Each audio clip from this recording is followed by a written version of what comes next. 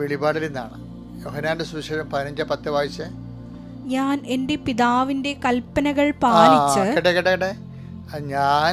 ഞാൻ എൻ്റെ പിതാവിൻ്റെ കൽപ്പനകൾ പാലിച്ച് അവിടുത്തെ സ്നേഹത്തിൽ നിലനിൽക്കുന്നത് പോലെ നിങ്ങൾ എൻ്റെ കൽപ്പനകൾ പാലിച്ചാൽ എൻ്റെ സ്നേഹത്തിൽ നിലനിൽക്കും. കണക്ടിവിറ്റി എന്ന് പറഞ്ഞാൽ എന്താണ്?